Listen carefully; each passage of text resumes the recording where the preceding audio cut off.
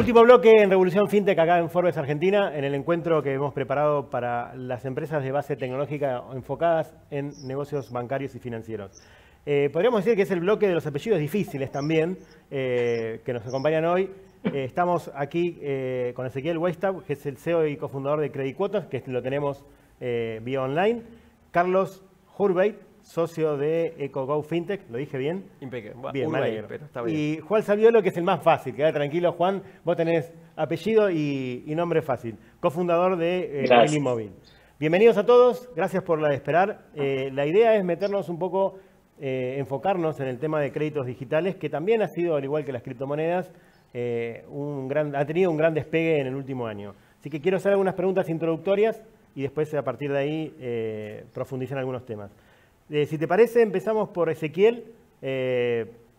Quizás si se me permite, porque tiene más experiencia la compañía. No digo vos, no quiero entrar en detalles de tu edad, pero sí la compañía que se ha involucrado muy fuertemente y muy agresivamente en el tema de créditos para las compras.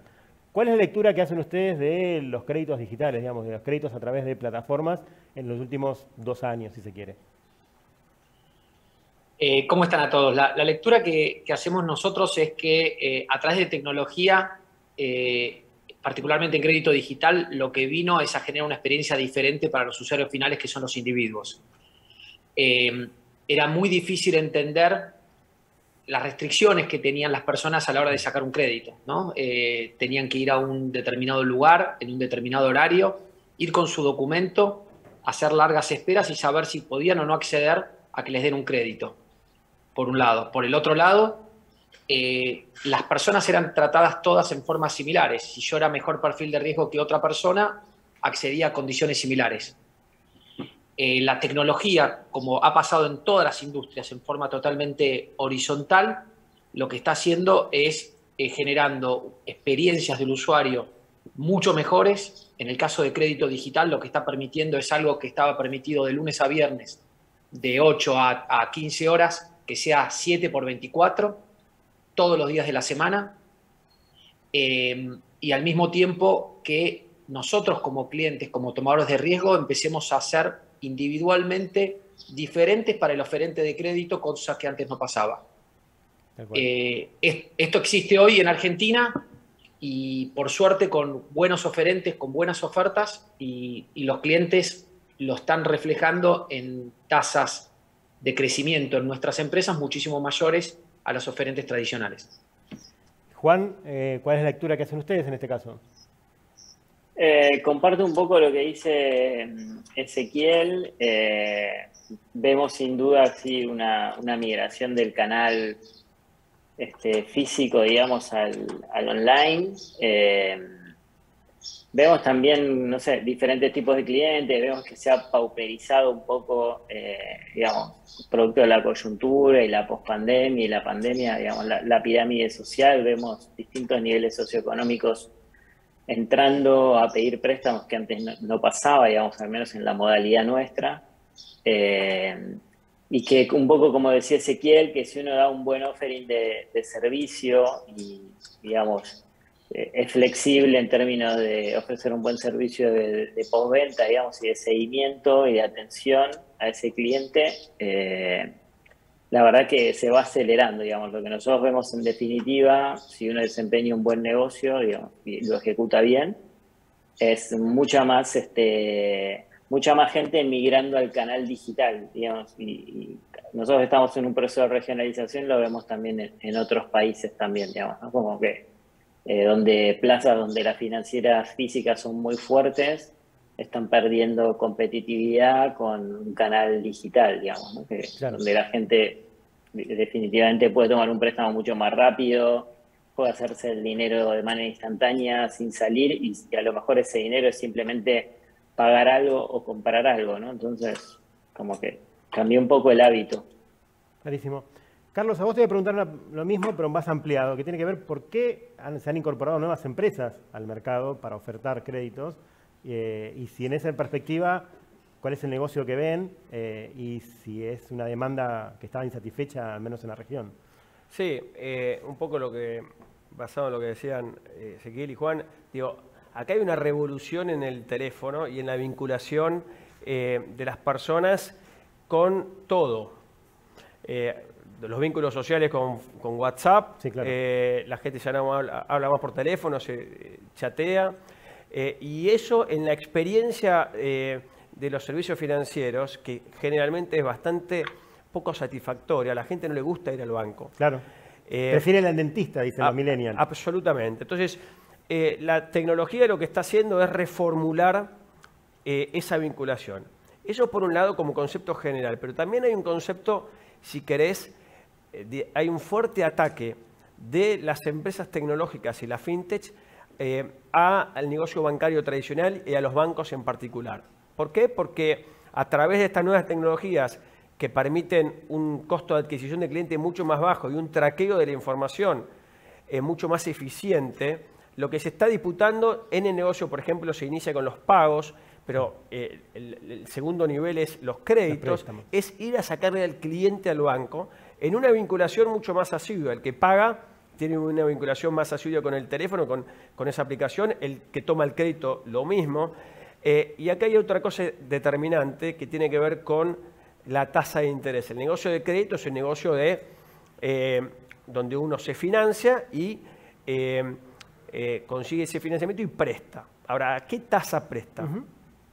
Bueno, no somos un país que puede dar buenas referencias en ese sentido. Sí, después podemos hablar del contexto macroeconómico argentino y de lo que viene pasando en la Argentina, que es realmente muy desafiante y muy malo para el sistema financiero en general desde los últimos 4 años en particular. Pero, digo, más en general, la posibilidad de traquear la información de pagos y de que ese traqueo de información sea hecho masivamente y a un costo bajo, permite calibrar muy bien la tasa de interés, entonces segmentar a las personas por el riesgo crediticio de acuerdo a su performance y de esta manera prestarle a una tasa adecuada al riesgo adecuado. Entonces, eso es lo que está motorizando, si querés, la incursión de empresas como las que están hoy acá y las que también... Muchas más también que están presentes. Sí, sí.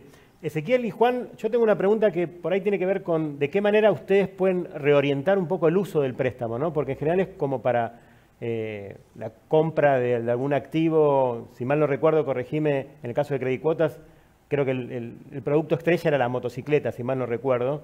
Bueno, si sirve, si a ustedes les sirve reorientar un poco hacia dónde va el consumo, diversificar el tipo de productos, o al contrario, les conviene enfocarse en alguna línea y ahí sí pueden armar como acuerdos con las empresas proveedoras. Si empieza, Ezequiel.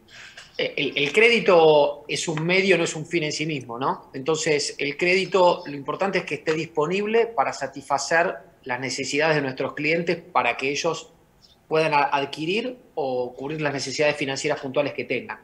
En el caso de Credicuotas, yendo a tu pregunta, es el principal financiador de motos en Argentina, con un acuerdo en este momento con Honda, como lo hemos tenido con alguna otra terminal, y nosotros nos ponemos a trabajar con las más de 400, 500 sucursales de concesionarias de motos que hay en Argentina, con, en este caso, la terminal Honda, que es el líder en Argentina en términos de participación de mercado, para poder generar una oferta, sobre todo en los segmentos que no pueden acceder por su capacidad de ahorro ni por la oferta bancaria que tienen a comprar esa primer moto que es tan significativa en términos de transporte público en la Argentina.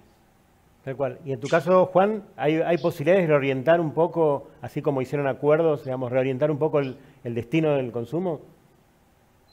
Sí, bueno, es un poco lo que dice Carlos también al inicio. Hay que entender que uno está como en una situación macroeconómica muy sofisticada, digamos, o desafiante, depende del calificativo que uno quiera poner, el día en el que se levante, digamos, ¿no? Como esas dimensiones son todas muy subjetivas, por decirlo de una manera más polite.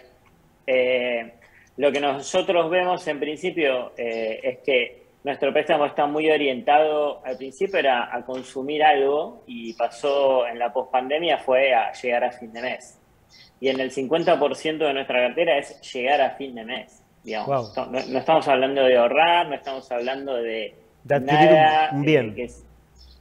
Sí, y en el 50% de nuestra otra cartera son usuarios cuentapropistas que cuentan con un trabajo pero tienen otro trabajo. Entonces lo que están haciendo es financiar algún capital de trabajo, pero acá el capital de trabajo es una máquina para hacer empanadas, un horno. Digamos, nosotros estamos como bien en la base de la pirámide, y lo que sí estamos viendo, y me parece que es un poco el desafío del sector, y está buena la pregunta, incluso para ampliarla después, es, me parece que el componente de lending, digamos, resolver una necesidad puntual de financiamiento en la Argentina o en otro país es un componente muy distinto a una tarjeta que ofrece transaccionalidad o una billetera, pero que tiene un componente muy importante en términos de la capacidad de información que uno maneja, la posibilidad de transformar la vida de otra persona y también la posibilidad de acompañar y flexibilizar ese producto e ir customizándolo a lo largo de la vida del cliente. Y nosotros en eso estamos trabajando mucho porque creemos que se pueden seguir diseñando subproductos en relación a la capacidad de... En relación al comportamiento del cliente, a las necesidades del cliente y aprovechar así también un montón de flujo transaccional y de información que permite, y me parece que es otra deuda pendiente del sistema en general y de nuestra industria en particular, que es mejorar la capacidad que tenemos nosotros y la tecnología de distinguir comportamientos de pago y estratificación en los segmentos, digamos. Yo siempre lo veo, me extiendo un segundo, pero quizás va contra otra pregunta, pero sí. Siempre me parece muy poco fea una situación muy puntual que es, nosotros hacemos open market, o sea, nosotros vamos abiertamente al mercado abierto, que es algo que tal vez hoy en la Argentina es muy difícil hacer. Las tasas en el mercado abierto, el comportamiento de los usuarios, porque lo que decía Carlos, siempre se ajusta la tasa en función del comportamiento de los clientes, ¿no? El riesgo por cliente, digamos, ¿no? Y ajustar la tasa en función de eso. Y lo que vemos es que todavía hay mucha tecnología para incorporar ahí, para distinguir y estratificar todavía mejores buenos, porque si no pasa esto de que pagan como justos por pecadores, o esa frase que a mí me parece que uno termina penalizando a alguien que paga bien por alguien que seguramente va a pagar mal, porque todavía falta incorporar tecnología que está a punto para mejorar la distinción entre usuarios buenos de usuarios, digamos, con otro comportamiento riesgo, de pago. Esa misma pregunta la quiero profundizar con vos, si hay todavía esto, ¿no? Capacidad de mayor penetración de créditos digitales o no tradicionales bancarios en el mercado argentino.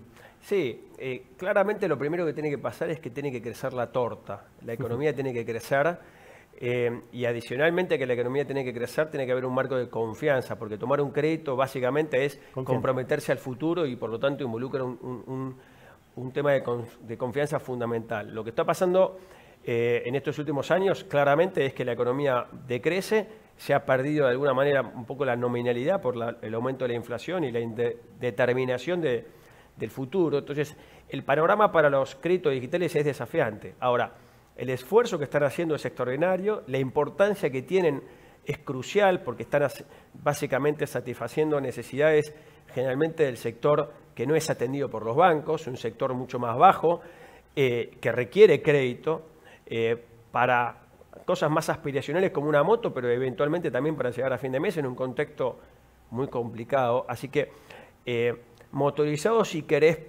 mucho más por la tecnología, por las oportunidades que les brinda, digamos, disputarle el mercado de los bancos, que por el contexto macro y el contexto de negocio, creo que las empresas de crédito digitales están haciendo un enorme esfuerzo, una enorme transformación y que creo que le están sacando también negocio claramente a los bancos, que se quedaron anclados, si querés, en una categoría mucho más alta, de ingresos mucho más, están como pescando en la pecera. Sí, sí. Pero creo que en la medida que la economía se estabilice y que vuelva al crecimiento, el crédito digital debería explotar en volumen. ¿Alguno de los tres tiene algún dato de aproximadamente el stock de préstamos? ¿Cuánto es digital y cuánto es tradicional? No sé si los pongo en un compromiso con el dato, pero si lo tienen alguien a mano, Quizás, no sé si Carlos lo tenés. Sí, a ver, la última información pública publicada por el Banco Central es a octubre del 2020. Es un informe de los operadores no financieros de crédito de abril de este año, pero con datos a octubre. Sé que la información es rezagada y además en este contexto donde, digamos, jugadores como Mercado Pago y Wallasian y Winance, bueno, Naranja X han tenido un enorme desarrollo y un enorme crecimiento en los créditos. La información era más aproximadamente, había 6 millones de clientes en este relevamiento a octubre, de los cuales 3.4 correspondían a usuarios que no tenían a su vez una cuenta bancaria. Claro. Eso representaba más o menos el 20%, esos 3.4 de los clientes bancarios. El monto en créditos eran 200.000 millones de pesos, pero bueno,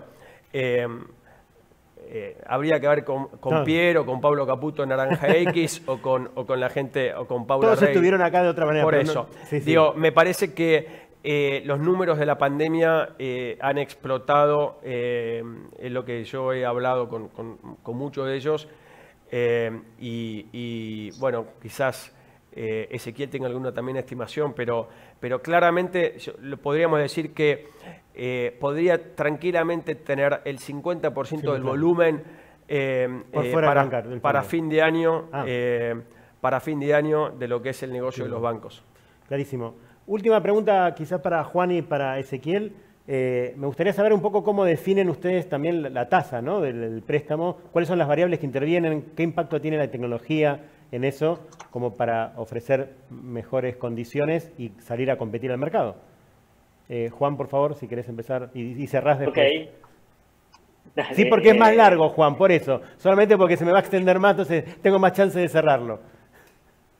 Ok. No, respecto de las variables, bueno, digo, qué sé yo, cada uno tiene su, como le dicen, su flavor local, ¿no? Digamos, como que hay algo de tailor-made en las variables que cada uno utiliza para discriminar riesgo. Digamos, esencialmente lo que nosotros hacemos es fijarnos mucho qué tipo de deuda o qué tipo de atrasos tuvo en el sistema formal, si es que lo tiene, qué tipo de... Es una variable interesante que es la transaccionabilidad, cómo influye el nivel de transaccionabilidad del usuario, qué tipo de banco tiene, qué tipo de tarjeta tiene, qué tipo de uso de ese tipo de tarjetas hace. Hasta cierto grado nosotros podemos tener información de eso y con eso a veces es una variable exógena al cliente, digamos, no es que el cliente se comporta de una u otra manera, pero a veces las transacciones no funcionan del todo bien. Esto es algo un poco políticamente incorrecto decirlo, pero bueno, a veces pasa. Y es un componente que uno tiene que si bien no describe el comportamiento del cliente, de alguna manera lo caracteriza externamente, ¿no? Como si fuera una externalidad a su comportamiento de pago. Es una variable que nosotros tomamos, que es cómo viaja la transacción en el sistema. Y por otro lado, lo último que estamos haciendo y que está funcionando bastante bien es esto de dime dónde vives y te diré quién eres, que sesga un poco la mirada, pero nosotros tenemos unos algoritmos de inteligencia artificial que en base a cierta cartografía nosotros ponemos la latitud y longitud de cada cliente y nos discriminan riesgo o determinado tipo de riesgo, digamos. No lo sesga en relación a si lo aprueba o lo desaprueba, sino que con la latitud y la longitud nos permite decir en qué zona está, qué tipo de si está o no cerca de un barrio popular o no, digamos, con los nómades digitales se te vuelve un poco difícil, pero entiendo el punto. Sí, pero los nómadas digitales toman bondi, van a algún lugar, o sea, hacen cosas. Ezequiel, en caso de ustedes, ¿cuáles son las variables? Nosotros mezclamos lo que se llama variables estructuradas con variables no estructuradas, ¿no? Cuando habla Carlos de geolocalización, son todas variables no estructuradas. Las estructuradas son los scorings y la información tradicional que vienen de los burós de crédito. Nosotros en Credit Quotas tenemos un departamento muy potente de Data Analytics, con 40 o 50 campañas corriendo al mismo tiempo, donde vamos probando, porque riesgo es prueba y error, en donde uno va probando con segmentos chicos de la población y viendo qué es lo que va ocurriendo si la pruebo a un determinado perfil. Y a partir de ahí vamos todo el tiempo aprendiendo y estableciendo las pruebas positivas en producción y las otras las dejamos correr o las desechamos. Variables no estructuradas tenemos muchísimos, desde qué tipo de celular tienen, el modelo, si la versión que tienen en el sistema operativo es más o menos nueva, la geolocalización, como mencionaba Carlos, y otras variables, por ejemplo, de Facebook y Google, que son variables todas no estructuradas, y que lo que nosotros estamos aprendiendo con modelos de Machine Learning es que muchas de esas variables, cuando las cruzás con las variables estructuradas, terminan prediciendo y terminan teniendo una correlación muy buena y muy alta. Eso es muy interesante y es uno de los principales valores agregados que pueden agregar empresas como la nuestra versus un sistema financiero tradicional que se basa solamente en las estructuradas. ¿Por qué? Porque nuestro desafío, como bien mencionaba en el piso Carlos, es ir a un segmento de la población C3D1 que solamente entre el 10 y el 20% accede a créditos. Es toda la población que no toman los bancos, porque los bancos acceden a costo de financiamiento y a capital que nosotros no tenemos.